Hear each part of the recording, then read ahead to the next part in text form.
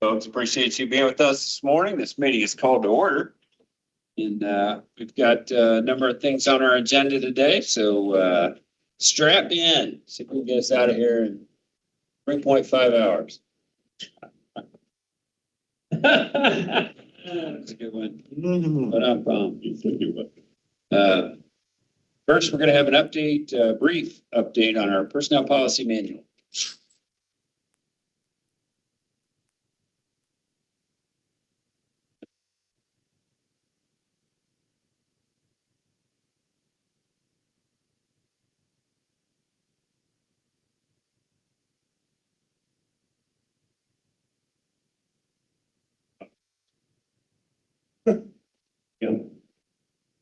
So I'm glad everybody has been preset to consider this as a brief update. It will only take a couple of hours, and we'll go into it in triplicate and a lot of detail. So in any event, policy manual update. We have not updated the policy manual in a year. We tried to keep up with that. We've already updated elected officials and department heads at our recent roundtable about proposed changes. The policy manual update resolution will be appearing next commissioners meeting, and we're going to do some just brief updates here about what it's going to be. Once again, I wanted to thank staff, Abby Watson and Colleen and Amberly and Lori on HR staff. We all work on this together. We thank them for all. So we've got a proposed addition to the policy manual regarding the proper use of AI. We're going to be continuing to evaluate the use of AI in county operations, including quantifying return on investment. As you've all heard from Dan, we do have a fellowship graduate joining us for the next year. The focus of Zyke and McDaniel will be working with our departments and our commission departments on adopting the use of AI and quantifying those results. We just wanted to make sure that the policy manual properly reflected the fact that we recognize that AI could be used by employees in the course of the scope of their work, but the fact that they must have human oversight in any work product that's going to be presented. So we're putting that in there for that purpose. Okay, wait a second. Here we go. We keep flipping through this thing. There we go. Drug and alcohol testing. One tweak that we're doing here that's very important, making sure that we're drug and alcohol testing every employee who gets involved in any accident involving driving, purposes of work. Previously, we were using the federal standards related to CDL operations. We found that this is inadequate, but we want to make sure for protection of not only our employees, but the county, that everybody gets tested if they're involved in an accident. So there's never any questions related to that. Travel reimbursement and expense. We did some evaluation on this. We had a fixed rate within the policy manual for when people are traveling of what they could be reimbursed for meals. And we also had time frames and limits placed on that, which made calculating it more difficult for our finance folks and other folks in evaluating those receipts. We're keeping the receipts. People have to present those. They have to have the backup for obviously anything they're spending while they're traveling. But we're going with the Government Services Administration reimbursement rate, which in many cases, depending on where you're traveling, could be lower than the previous rate that we had in the policy manual, or it might be a little bit higher, say somebody's traveling to New York or something like that. So we're just making that change to make it more reflective. Remote work, we are just making sure that people who are working remotely know that their workers' compensation only covers them when the illness or injury happens during approved work hours and while performing official job duties. Sometimes when people are working remotely, they take a break, they're at home and they're on an approved break, but that approved break time when they're off the clock is not going to be considered for purposes of workers' compensation. Just want to make that clear. Also, another pending adjustment is the fact that for workers' compensation purposes, employers continue wages in many circumstances to allow folks to have their recovery. Workers' compensation at the state level now lets us count the use of sick leave as a wage continuation. So we're making that reflected in the policy manual as well. Compensation plan, we just want to make clear there's a proposed adjustment. There's flexibility in our compensation plan that the commissioners have allowed us to adopt to allow certain departments to bring people in up to the midpoint if they have exceptional qualifications and experience in that specific role. This is just to encourage a consultation with human resources before that action is taken, because in many circumstances, bringing people in at midpoint, if you have a large operation, can cause salary compaction for people who are already there. So we're just wanting to head that off the pass, highlight any issues that could be result from that kind of a move in hiring. So we're just asking that they consult with human resources for taking that action. Animals in the workplace. We've had several questions, issues associated with this. We're just making it very clear in the policy manual that only ADA and other approved programs qualify for somebody to bring in a service animal onto the premises. Separate aside, obviously our dog shelter has dogs there all the time, but we're talking other county buildings. And any questions that anybody has on that presentation? Thank you very much. All right, 7 minutes. So what? 8? 6. Okay. Well done. All right. Well, I'm looking at my watch. It's the mechanic. Well, we actually have to do the dog shelter presentation.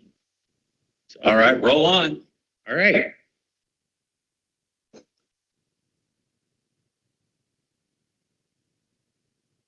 Okay. So with me today is Leanne, and she's our dog warden. Introduce yourself. Hello, everybody. I think I've met most of you by now. Okay. All right. So the Dog Adoption Center and Shelter, we are obviously, we work with the community to make sure that we are making sure that dogs are getting licensed. We also do this in conjunction with the auditor's office who handles the licensing program. Behind the scenes, we are the enforcement arm of licensure, and we also are the office that is tasked with taking care of stray animals and other animals that come into our care. So since 2018, which was the last time that we adjusted license fees, we have experienced increases in veterinary costs, rising costs due to operations, general inflationary pressures, growing expenses across the gamut of what we do. I think it's worth mentioning at this point that the dog shelter's funding comes from license fees. It doesn't come from the general fund. It doesn't come from taxpayers. It comes from those individuals who have pets who are paying their dog licenses. And as time has gone on, we have taken cost-cutting steps, and we've also tried to keep shelter operations, those costs within the licensing fee income that we have. Once again, 8 years ago was the last time license fees were adjusted. It has become evident due to our meeting with finance and others that our expenses are going to be outweighing that income in the coming years. Not right now. We're talking the next couple of years. One of the areas in which we have experienced, and Leanne, you might talk a little bit about this, is increases due to enforcement costs associated with Avery's Law, which is a new law related to vicious dogs. We also have new expenses associated with that. Yeah, so with Avery's Law, it puts us in a position where we need to impound more dogs to the community. A lot of people don't have the fees that are required to take this dogs that are euthanized them. So what we do charge a nominal fee, it doesn't necessarily cover all of our costs. So we have an increase in those due to Avery's Law. Also, it gets us out more at night, especially with the secondary events. So those have increased our costs as far as vet care. For those dogs. And obviously, we're not referring to Sweet Pea as a vicious dog. No, she's very sweet. So And still available for adoption. there you go. Plug it. So just to give you an example of operating costs and factors that have been impacting them. Our veterinary costs have gone up about 72% over that 8-year period. And that's because obviously we have more dogs in our care, costs have gone up, so we've been dealing with that. Our electric and utilities costs, just general operations. Yeah, I just want to clarify. Mhm. The slide says that those are the percentage increases since 2023. That's correct. She just, yeah. Yes, since 2023, these are the increases in all of our services. Those numbers were going to be a little bit lower prior to that. Yeah, I mean, I'm only pointing it out because if those numbers were 8 years, they'd be like next to nothing, no problem at all, you know? But 3 years, that's dramatic. Yeah, it is since 23. Sorry about that. That's okay. So you can see the other areas in which we've been dealing with that. We also are experiencing declining license compliance. That is a recent thing that's gone on largely due to the economy. When there's issues in the economy and people are looking at cuts, sometimes their voluntary compliance goes down. We've been taking steps to deal with that, which though involves the cost of enforcement and trying to go about doing that. We also have seen a decline in voluntary donations. We do get a lot of donations associated with food and other things, but there has been a corresponding decline with that as well. So proposal is to increase fees over a 3-year period, beginning with 2027, which would be for next year. $25 increase for altered and moving up $2 from there. So the 1 year altered would go from 20 to 25 for next year, and $2 increases following that. We've gone through these figures with finance to make sure that this is going to be adequate to address continued operational needs. Is there anything you'd like to add to that? Just that, with the rising cost of everything, I think it's impacted the shelter.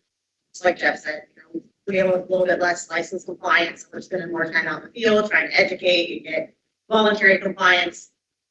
We spend time, my clerks spend time calling people that haven't renewed their licenses to try to get them to comply.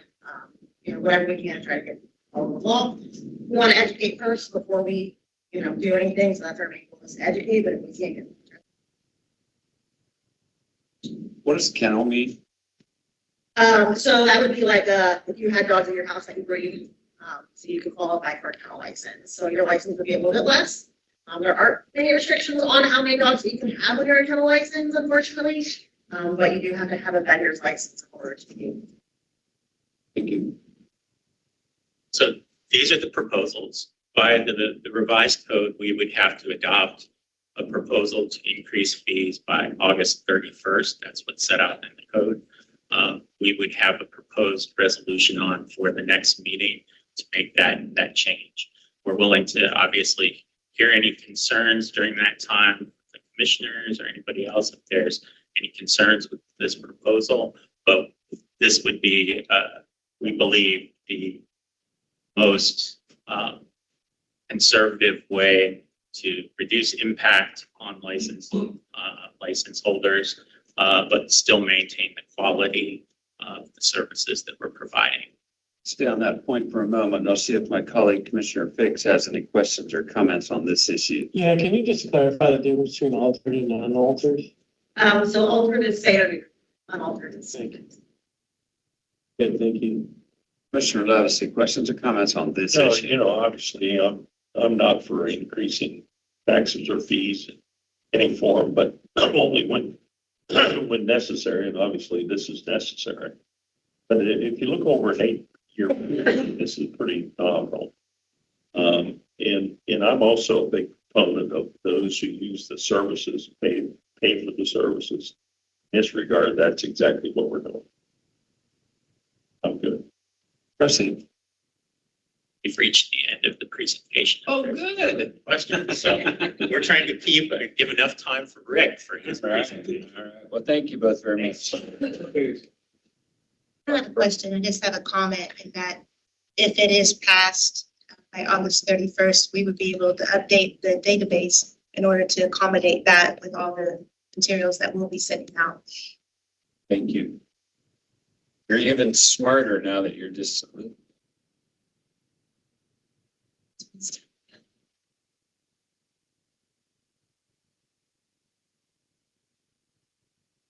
Sounds like a good intro for me. You're probably wiser too. Lack of both. All right, well, thank you. So today we're going to talk a little bit about our Area 20 Workforce Development Board. With me today is Michael Linton. He's the chair of our Workforce Board, and Bailey Fields, who serves as the deputy director and also my assistant economic and workforce development director. So what was it, 10 years ago, when I started here as economic development director, we talked about, how do we really own workforce? Because without having workers here, there would be no economic development. And part of that was Dr. Brown, led this effort to take on the Area 20 Workforce Development Board. So what the Workforce Board does is it takes the Department of Labor funds, WIOA funds is what they're called, and they're separated throughout the state, or they're allocated to the states, and then the states have different workforce boards. There are 20 in the state of Ohio. Those are business-led boards. So we have 27. We're a 27-member board led by Mr. Linton. The majority of the members on the board are businesses, and we cover 5 counties. Previously, South Central JFS was the administrator and fiscal agent for the board. That moved to us 10 years ago, which meant we kind of were able to control and help lead workforce in these 5 counties. One of our main responsibilities is to work with the counties to offer to secure the one-stop operators. So those one-stop operators in Ohio are called Ohio Job Centers, which you guys are familiar with, that we have at our JFS, and we have locations in all 5 of the counties. When we took it over, it was sort of each county did their own thing. Over the last 10 years, we've really integrated everybody. We've been very collaborative, worked really well together, and have had some really good successes. We've won awards, but most importantly, we've helped thousands of people get training and get reemployed out and back into the workforce. Some examples included, when the post facility closed down, helping those people get retrained. Pixel, the paper mill down in Chillicothe, that was a really big effort in helping 820 people get, find new jobs, get training. So it's really important work that we do. So as we move forward, as we look at this, there's 20 workforce boards in the state. The state feels that's too many. Probably right. We're probably over time that will condense. It will be less. Right now, our 5-county board is the second largest as far as counties go. Area 7, which is all the white counties, there are 43 counties in Area 7. It was sort of if you don't want to be part of a workforce area, just join Area 7. That will change, I'm sure, over the next few years. Earlier this year, or actually late last year, some counties approached one of our JFS directors and said, hey, what's Area 20 like? We don't know if we want to continue as our workforce area. We might want to join a different one. And they were very complimentary. This was the JFS over Hocking, Vinton, and Ross counties. So they were very complimentary of the work that we do. And so when that happened, we started having discussions with the other workforce, some other counties, about what it would look like if they were to join our workforce. So some of those, Gallia County was one of those. They were the first ones that had asked. Over time, they decided it didn't make sense for them to merge. But Area 14, with this Perry, Athens, and Meigs counties, we continue to have more discussions with them.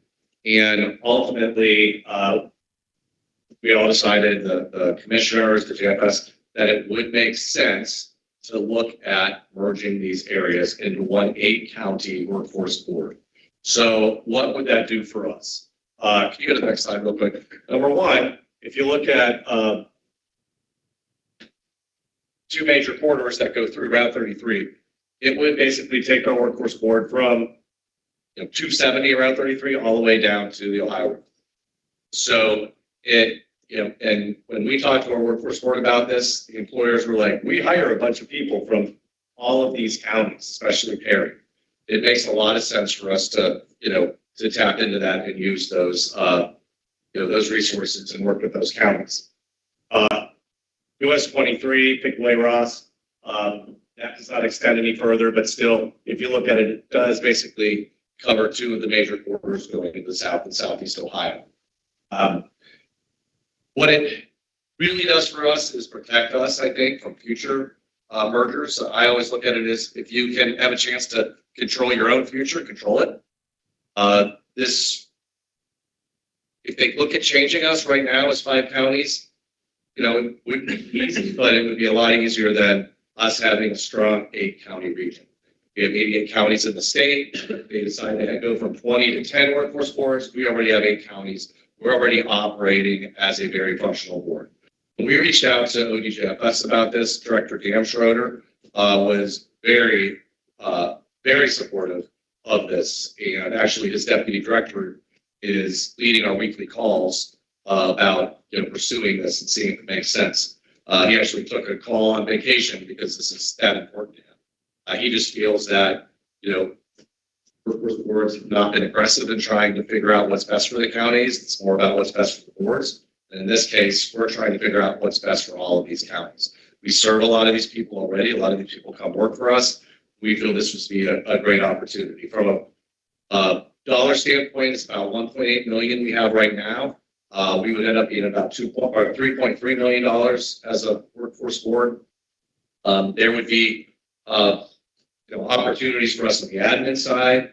There's currently a director for Area 14. We would work with Athens County on contracting with them, and she would stay on board and continue to serve those counties in a different capacity. We feel that she could spend more time working with employers down there, along with helping make sure that we have boots on the ground in those counties. So our team, like Bailey, don't have to spend a lot of time in these 3 new counties. We continue to offer those opportunities. I'm just curious about the math. If you go from 1.8 to 3.3, I'm, I guess, a little bit surprised that the 3 counties that could be added would result in such a dramatic increase in your revenue stream. Why is that? It's based on unemployment numbers. Oh, okay. I got it now. Thanks. So we would be, that's a good point. Eggs and Athens are 2 of the poor and higher unemployment counties in the state.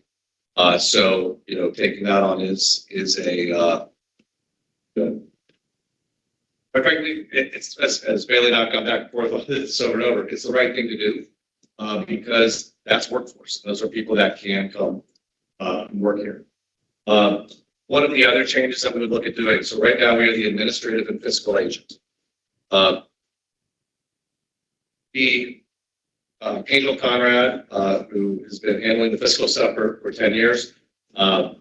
This is a lot on her already. As the workforce center continues to get bigger and bigger, it becomes more difficult. Perry County is the fiscal agent for Area 14, and their person that does that is probably the best in the state. On any fiscal calls, she's the one that has all the information, all the data. So what we would look at doing is we would retain the administrative responsibilities. So we would run the board, we would manage all of the policies, we would still, have all of the control. But as far as the paying the bills and everything, that would move over to Perry County, and they would be our fiscal agent. This is on the admin side. Director Dan Schroeder would like to move quickly on this while they still are.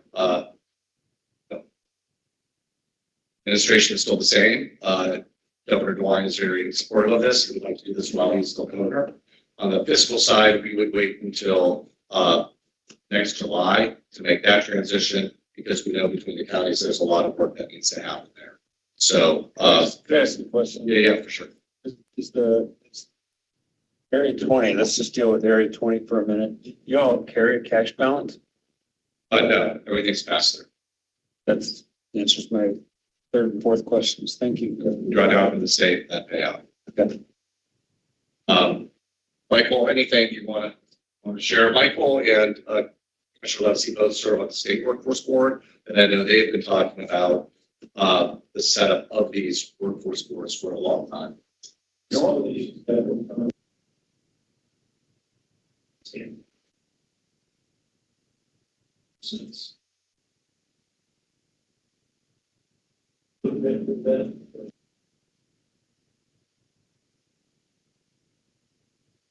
Lawyers and. I will say having Michael as chair is very helpful. Folks from Area 14 came to our last board meeting, and one of the, I said this to him, one of the things I said is it's nice to have a chair that doesn't just read from a sheet of paper, that actually engages with the businesses and runs the meetings. So that is a very positive. He's been a big steward of workforce development in the state. Thank you. Thank you for being with us today. Haley, anything I missed? I would just add, when we're working with employers and job seekers, half the time they don't even know what county they're in. So I think this will just expand our service area and help us deliver even, better customer service, especially with the Hocking and Athens County. We have employers reach out to us all the time that are just over the county line. So I think we're excited to act as one entity in southeastern Ohio. We're seeing growth in the east side of the county with employers, and a lot of them, some folks we talk to, half of their employees come from Perry County. So it makes a whole lot of sense for Perry to be a part of this. This merger concept, is it just the boards of the two areas that would be merging that make that decision? Or It's the county commissioners. so the county commissioners of each county, we would need to vote then to accept them, and they would need to vote to apply or something like that? Yes, we have a resolution that we're working on. We are engaging with a person who does our monitoring for WIOA. She's out of Missouri and is one of the top, workforce people in the country. She has just done this in Kansas. She is going to take us through this for here because she has the skill and expertise. This is new to all of us, even the state, because there's been no mergers in probably 13 years. Commissioner Levesey? So, obviously I served very early on, but in JFS, and many times I felt like we really were covered on this new format to put together. And I think what's really important about this, being proactive on bringing this together, I think there's going to be changes take place. And my biggest concern that we be merged with Franklin County. And if that were to happen, I think, we would be a small fish in a big pond. So I really appreciate the proactiveness of making this happen. Yeah, we're in the planning district with Franklin County, and that will continue, and there's a lot of benefits of that. But I like being in a planning district. We have a great relationship. We applied for grants together. We work really well together. But we have our employers to serve down here. Good comment, again. Echo your comment. Matt Dan Schroeder feels the same. That's one of the reasons he's very supportive of this. He's afraid that that's what the next administration looks like, and they may push toward that permanent combination, which I don't think makes any sense at all on the part of this very. Dr. Brown? I'll just add that when I worked for ODJFS, this type of concept was something that was always put forward and was the beginning of 2021 together. So this is a natural next step. I think it would be a very good move. Any additional, sir? No, I appreciate that on the fiscal side. We met with Beth Hoskinson, and there's going to be a lot of work to do on that. We know that, which is why we pushed that back to middle of next year. We don't want to have. Appreciate you, and Michael, thank you for being with us today. You're welcome to stay or go, Michael. We won't be offended. You guys do things well, so. Yeah, it's at 10:30 with me at the Workforce Center anyway. Okay. That explains your staying. All right, well, thanks to all of our presenters this morning. Next, the commission set aside an opportunity for voters and taxpayers to address the commission. If you'd like to do so, please approach the podium and begin with your name and residential address. You have a 3-minute rule, which we will enforce today. Under those terms and conditions, does anyone like to address the commission at this time? Morning, Ray. Morning. Missing the last couple meetings. Well, we were wondering about you. Yeah, well, when you have a doctor's meeting, too, that's more important than this. Wow, come on now. For me, at least. But, do want to say that Dr. Brown did come out to Primrose last week, and we did have a large crowd. She had a lot of questions she had to answer. She did a marvelous job on that. And I knew she would. And people were surprised at how much information she had. And so anytime any people want to come out to Primrose and talk to us, we'll get a few people probably in the beginning, but as time goes on, there'll be more to take consideration of what's going on. It's the families that we have that keep us in Primrose, are the ones that are paying the taxes. So they need to know more, and they're the ones that are interested. So they're invited in. Have somebody there. At this time, there's so much going on. It's hard to keep up with what's going on in the world. And the understanding of it is tough. Primarily over the years that I've been following what there's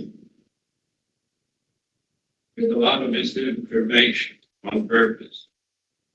And I would say the communist influence in our country in the educational field is the one that's probably been the biggest pain in the neck for our country. They're trying to create problems and destroy our nation and its constitution. So we need to protect it. We need the Lord's help guiding us through this time. And we need that wisdom. Carry on. So with this thought, Lord, we put ourselves into your hands. We know you have a plan. And we know, Lord, you understand everything that's happening. We need to call upon you to guide and direct our leaders, our people locally, especially in our schools. We need to be aware. We pray, Lord, that you guide and direct each and every one of us to be the best person we can possibly. Pray this in Jesus. Thank you, Ray. Under those same terms and conditions, anyone else would like to address the commission at this time? We thank you all for coming. Next, we'll move on to administration update with Deputy County Administrator Jeff Porter. Thank you for that introduction. I'm sure people are just about happy to hear me talk some more today. Upcoming meetings of the Board of Commissioners. So we have several commission meeting dates that have been set by resolution at the end of last year. There are a few dates to note over the next several weeks. Next week, the commissioners will meet at 10:30 at the Levitt Center, directly following the public service recognition. On September 1st, there will be an evening meeting held at Pleasantville Community Center. And finally, there will be no meeting on September 8th. Fairfield County offices will be closed on September 7th in observance of Labor Day. Highlights of resolutions, administrative approvals. There are a list of those contained within the packet. For today's meeting, there are 22 resolutions on the agenda. First of those are 2 resolutions to approve and establish the viewing and hearing dates for bridges, roads, and several culverts that the engineer's office has determined that need to be altered or widened over the coming year? Anything from the engineer's office on that? That's the normal resolution to necessity to be part of this project. Thank you. There's also a resolution on to approve Josh and to appoint and approve Josh Bruce as a member of the Area 20 Workforce Development Board. You interviewed Mr. Bruce last week at your meeting. Is there anything you'd like to add, Rick? No, just I appreciate the commissioners taking the time this morning and last week to talk about Mr. Bruce. And we do merge boards. You're going to see a lot of changes with the board, but having somebody like Josh on there helps. Thanks, Rick. There's a resolution to declare a continuing real and present emergency due to the storms that occurred from August 10th through 17th. The resolution declares an emergency as allowed per the Ohio Revised Code and allows the engineer's office to make necessary repairs, enter into agreements with Fairfield County townships for repairs and replacements. Anything from the engineer's office? Working assisting Walnut Township right now. They lost a culvert on Geiger Road. Working with them, so taking the necessary steps so we can get that replaced, get that road open. I know several other townships are assessing damage as the water recedes. And I know Rush Creek just receded enough that we just opened up back up Jerusalem Road, so down there. So we've had a substantial amount of storm damage from trees in the BIS, Burn Township area, Horns Mill. A lot of damage, just not necessarily to physical structures, but a lot of time and effort to work with John coaches and appreciating the EMA's assistance and working through this to see if we get some assistance there. Thank you. Anything you'd like to add, John? Yeah, just to echo what Eric said, a lot of public assistance damage, roads, cleanup, that type of thing. Individual assistance was kind of low in this situation. There were a few ones that had some minor damages, trees and some flooding. So kind of see through assistance for jurisdictions. Thank you. They add to just along that note, along with these storms, it was amazing the public assisting road crews in removing trees. We had a lot of public step up and a lot of assistance for the public getting everything open back up. So it was a great community effort to keep the county functioning. So we appreciate the community on that aspect. Thanks for bringing that to our attention. We appreciate it. Facilities has a resolution to approve a change order with Buena Environmental. It's related to the stabilization along Fetters Run. John? Yeah, so we briefly talked about this in the past. This is to extend the work area along Fetters Run, still within the grant, the grant dollars that we were issued. So just taking the opportunity to straighten up some more of the straighten around the bridge itself. And that was related to the flooding. Yeah, last year's flooding, and it eroded a lot of the banks, caused a lot of issues. We'll probably have one more to look to stabilize some of the outlets that come in from other buildings, the DD facility. That'll be in the future. Okay, great. Thank you. Regional Planning has two resolutions. First, to approve a development agreement for Southampton subdivision in Violet Township. And the second one is to certify the Fairfield Metropolitan Housing Authority 2027 annual plan that it's consistent with the Fairfield County Community Housing Improvement Strategy. I just saw our representative from Regional Planning leave the room. So if there's any questions regarding that, we can catch him when he comes back in. And finally, Utilities has two resolutions. One is an additional sanitary easement for Berean Baptist. And is there anything you'd like to add on that, Tony? Victory comments. Subdivision. Okay, great. And then the other one is an agreement with Burgess and Nyepel for engineering services for a new lift station and water line in Greenfield Township. Lift station. Oh, broken path. Thanks a lot. Any budget update, Bart? Just a reminder for everybody that level 3 budget entry access for general fund department ends in 9 days, which will be next Thursday, August 27th. Thank you. Calendar review and invitations received. Thank you. Millersport Business Group will meet August 19th at the American Legion in Millersport. Guardianship Services Board quarterly meeting is August 19th at 11 a.m. at the Record Center. Metro Fairfield Community Action Agency Joint Board Meeting Policy Council Focus Group will meet August 19th at 11:30 a.m. at the Head Start Building. Family and Children First Council Executive Committee meeting is August 21st at 8:30 a.m. at the Ag Center. The commissioners received an audit report from the Ohio Department of Development regarding grants made to Fairfield County, and that's all we have. Thank you, Michelle. Thank you. Move on to updates from elected officials. Good morning, Lisa. Any update from the reporter's office? Just working hard. We've had a lot of walk-in customers lately. I'm not really sure what's going on with that, but we're happy to help those folks in any way we can. So Appreciate you being with us today. Engineer's office. Nothing further than what I already commented on. I do have a question for the engineer. That road, Yes. the idea went over. So discussions with the Shelling Sands, the contractor last week. I said, what's the official stance? He said end of the month. Maybe sooner. Doesn't rain anymore. That's been the challenge with all of our construction right now. The rain's really thrown us behind in this week. Got a day or two, but other than that, forecast just look a little iffy, but yeah. After you get that fixed, you're gonna do a roundabout at Coon Path and Lexington House Road, then so it'll be closed again. Yep. Yeah. So we had an open house meeting on that Thursday night and we had a lot of great comments. A lot of citizens showed up to that. We had a lot of good positive input from some citizens on that one too. So Good and easy. Thank you, sir. Dr. Brown.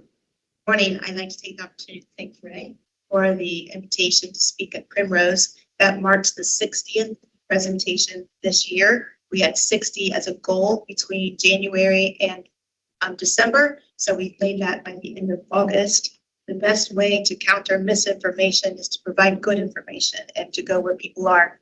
So I appreciate that opportunity and appreciate the ongoing effort from the office and others that are part of that effort. Budget Commission and Board of Revision are right on track, a little ahead of schedule actually. And so that's good to report. One of our partners, the Visit Fairfield County, the VCB, they have been asking for inquiries to our dashboard relating to lodging taxes. And we have been able to provide that inquiry access, the dashboard to them for their strategic planning efforts. So just wanted to report that.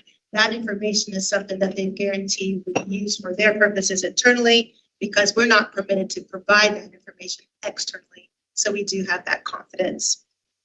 I also mentioned the storms that we have had a couple of people call in and talk about the foundation of their homes being damaged by storms. So we've issued a press release about the kind of forms that you can complete in terms of evaluation of your property and have social media that we've added the EMA to as a partnership. I'd like to take the opportunity to thank Tony Vogel and his team with utilities, particularly relating to the billing module of Tyler Technology. It's something that I think even 10 years ago, we talked about trying to put something in place that way, but all of the foundations weren't in place in order to make that happen. And Tony and his team have been a really good catalyst in making that happen. And it will be a very good opportunity for other departments in the future. I think about the airport in particular, or the billing to do, one process rather than having to keep going back and doing other billing processes. So it'll be helpful to a number of different departments, not only with billing, but with other supplemental types of modules as well. And congratulations on the CDBG related reports that we've received for the audit. I know Stacy and those in regional planning worked very hard on that. Appreciate those efforts. Question, if I might, Dr. Brown. In terms of the second half settlement, when would we expect that? All the advances have been made and settlements will begin probably this week. All advances have been made well before some other counties have even had the due date for their taxes in. I suspect. Do you have any rough number on the second half for the general fund? I would say the total will probably be an increase of about $1 million to the estimate, maybe a little bit more. Should that? Oh, and most Adjustment in September, that adjustment upward on the estimate. on the We'll estimate. know the number. The estimate will be the same as the actual, Yeah, I know. because I know it. But Yeah. we'll know what that number is this week or next. Yes, I think it's $1 million more. Yeah. That's fine. But more importantly, on behalf of the Commissioner's office, happy birthday. Thank you. Yeah. Yeah. It's a great celebration. My grandkids from Missouri were here for about 21 days, so that was very nice. Nice. Prosecutor's office, No new updates this week. utilities. This week, but we will be working on purchasing property around your wastewater plant. So we'll have that purchase agreement come through. Software that Carrie was talking about, we're in the process of putting it together for utilities customers. I think it will have a lot of, once we get it in place, ability for other license and things like that, where they can go on with it. Future, as well as the airport, I think will help out their billing process and tracking. So, see how it goes. All right, appreciate you being here, buddy. Dr. Zabrak. So last night, I spent time with 150 of our residents in Millersport with the Ohio Power Siting Board hearing for the potential power facility to power the Vantage Data Center up in Millersport. Always get to see, people passionate about their communities. There were a lot of questions. Luckily, a lot of the questions they had can be answered in the staff report. Or were answered in the staff report for Ohio Power Siting Board. So hopefully people refer to that. It will calm a little fears. A lot of their questions already answered by this organization. But I think still a lot of work in educating the community on some of the benefits and alleviate some of the fears that they have. It's a really big project and economic driver. The status on that is the staff report has issued their recommendation to the board, and then the board will take that up. So there's one more hearing that will be in Columbus, and then after that, then. All right, Commissioner Levis. Yeah, so, anybody had the opportunity to look at Rick's, post? I often say, Rick, if this economic development director position doesn't work out, you'd probably make it as a stand-up comedian. He's done it, Curtis. Seriously, I thought it was so funny. And it was good too. The one about the respiratory therapy lab for February. Pretty good ventriloquist. I couldn't even tell it wasn't speaking. I thought it was maybe. He's referring to a thank you video that we did for Jeff Ray for helping support. I know you got I had a little fun with it. you got a big kick out of that. Thank you, Rick. Emergency management. I mean, I've always thought he looks like Gallagher, so I see that. We did both. Yourself, John. Hey, yeah. We both, Garrett and I, spent some time in Perry County this week. So, they definitely have some issues to get through down in their areas, and we were happy to help do some damage assessments and support. But, we hope this weather pattern ends, but it's been a lot of rain in a short amount of time for our southwest county. And we did learn this morning that the director of EPA has waived disposal fees for the landfill. And we were wondering if we needed to have a solid waste district emergency meeting to waive those fees, and then learned that the director had that authority himself and did so with our blessing. I mean, we just encourage people, crisis cleanup is the website that we encourage people to go both volunteer and request services. So. Well, we appreciate you, buddy. If I may, I'd like to thank John for setting the temperature in this room at 38 degrees. Well, I figured, temperature a little bit. Yes. Shivering.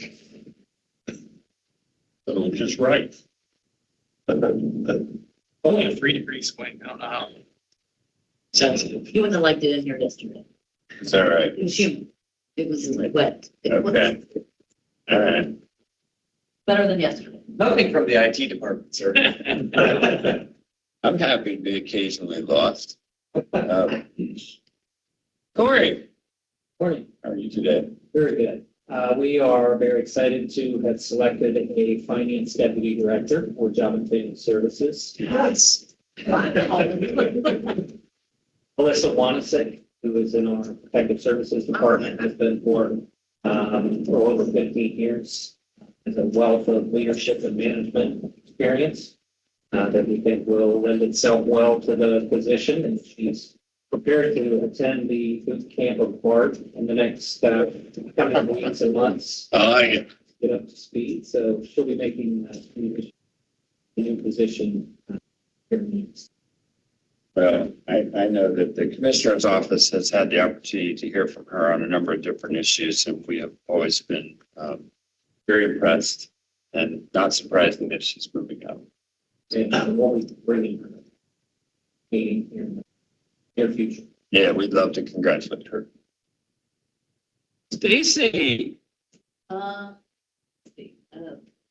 we are excited to learn more about this billing module. Pay that for the airport to collect all rent and other things. And Bart is leading up the finance work group this Thursday. People like us in this meeting, so it's Thursday. All right, well, we appreciate you being with us today.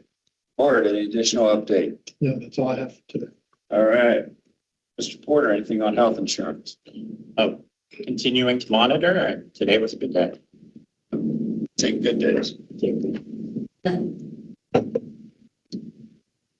Commissioner Fix under old business. Yeah, the opportunity last week to attend a Warp C program on data centers. They had two different panels of experts do presentations, and took some couple of good nuggets away from that about how we can better communicate and get ahead of some of the misinformation that's out there. So appreciate the opportunity to do that. Commissioner Levesey under old business. So last week I had the opportunity to attend the Athena Award. Dr. Brown's one of the recipients. But it's pretty interesting. I talked to Bob McGraw about, he's led that initiative from the beginning. Actually, his father was the one who embraced it. And he told me, he said 2 days before the first event, his dad went to him and said, by the way, you're in charge of that. So that's how that all happened. So that's been 40 years. That it was the 40th anniversary. So Who was the recipient? Molly Bates, Nice. Commissioner Fix. appointee to one of your boards. yeah, Workforce board member. Yeah, all right. Let's go, girl. good lady. All right, nothing under old business for me. Under new business, Commissioner Fix. Yeah, so tonight we have the opportunity to host our United States Senator Bernie Moreno at 6:00 at the Levesey Center, and hoping that people can come out and hear what our senator has to say and perhaps answer questions. And then continue with the Morpsey Public Policy Working Group tomorrow afternoon. And I did have an opportunity to communicate with Senator Moreno today. I'll be leaving after this meeting for Kentucky and unable to make that, but I appreciate his service and his willingness to visit with our community tonight. New business, Commissioner Levesey. So next Monday, I have a Counter Abuse Commission. And going to be at ODOT's facility in Columbus. We held that for many decades at the state library, and then I found out the state didn't actually own the property, so that they had so we had to find a new location. I look forward to that, but next Tuesday, I'm pretty excited. We're going to have Lieutenant Governor Jim Trussell present to our employees recognition, and really quite excited about that. Michael Lynn and I were together in the workforce, and I was pressing him pretty hard about being there. I think we let him go until we got a yes. Right. Well, That's how he does it. and his staff thought he had better things to do, so I reached out to the Lieutenant Governor, and that soon got changed. So I'm very thankful. And I'm sure he gets pulled many different directions, So I'm really excited about him being here. So, All right, thank you, sir. No new business from me. Is there any other issue item anybody like to bring the attention to the commission at this time? Please rise if you're able. Join us in the Pledge of Allegiance. I pledge allegiance to the flag of the United States of America and to the republic for which it stands, one nation, under God, indivisible, with liberty and justice for all. Thank you.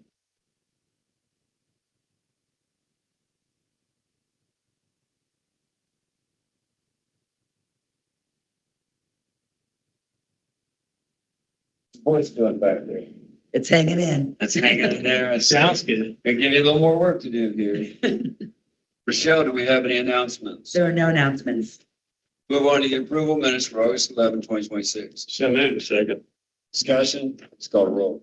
Commissioner Fix? Yes. Commissioner Levesey? Yes. Commissioner Davis? Yes. Minutes past 3-0. From the Commissioners, Resolution 2026-8.18.a.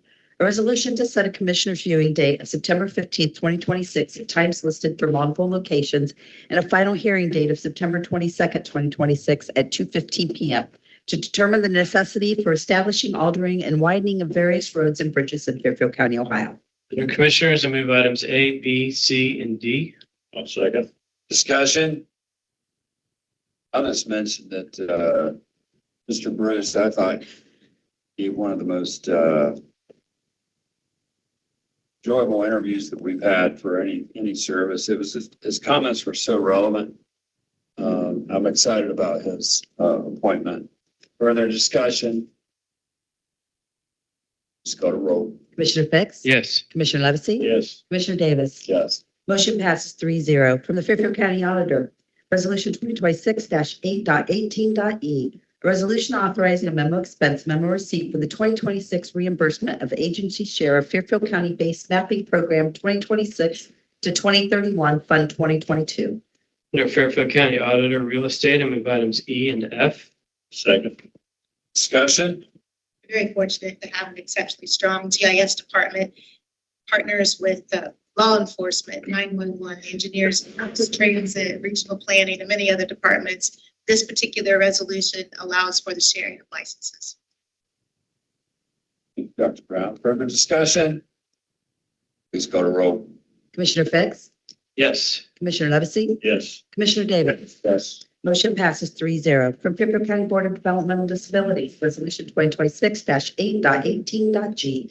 A resolution to approve a memo expense memo receipt for the cost of transportation for individuals paid to Fairfield County Transit as a memo expenditure for Fund 2060. So moved. Second. Discussion. Please call to roll. Commissioner Fix? Yes. Commissioner Levesey? Yes. Commissioner Davis? Yes. Motion passes 3-0. From Fairfield County Clerk of Courts Legal Division, Resolution 2026-8.18.h. A resolution to appropriate from unappropriated major expenditure object category for Clerk of Courts Computer Fund 112311800. So moved. Second. Discussion. Please call to roll. Commissioner Fix? Yes. Commissioner Levesey? Yes. Commissioner Davis? Yes. Motion passes 3-0. From the Fairfield County Economic and Workforce Development, Resolution 2026-8.18.i.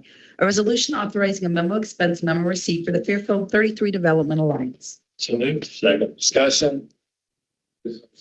Budget, last day operating budget, they gave us $700,000 for our workforce center programming. So these are ones that are. Further discussion. Please call to roll. Commissioner Fix? Yes. Commissioner Levesey? Yes. Commissioner Davis? Yes. Motion passes 3-0. From Fairfield County Facilities, Resolution 2026-8.18.j. A resolution to approve owner change order 1 to the contract with Buena Environmental LLC and the Fairfield County Commissioners for construction services. So moved. Second. Discussion. Please call to roll. Commissioner Fix? Yes. Commissioner Levesey? Yes. Commissioner Davis? Yes.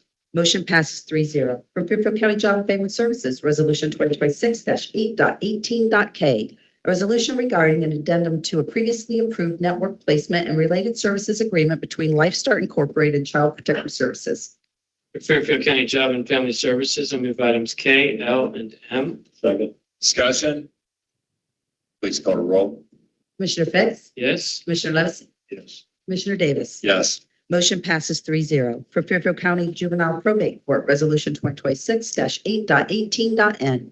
A resolution to approve the amendment by and between Fairfield County Juvenile Probate Court and Tyler Technologies Incorporated. So moved. Second. Discussion. Commissioner's been briefed on this. There are service changes, but no fee changes. Further discussion? Let's go to roll. Commissioner Fix? Yes. Commissioner Levesey? Yes. Commissioner Davis? Yes. Motion passes 3-0. For Fairfield County Regional Planning Commission, Resolution 2026-8.18.o. Resolution to approve a development agreement for the Southampton Section 3 and Section 4 subdivision. For Fairfield County Regional Planning Commission, I move items O and P. Second. Discussion?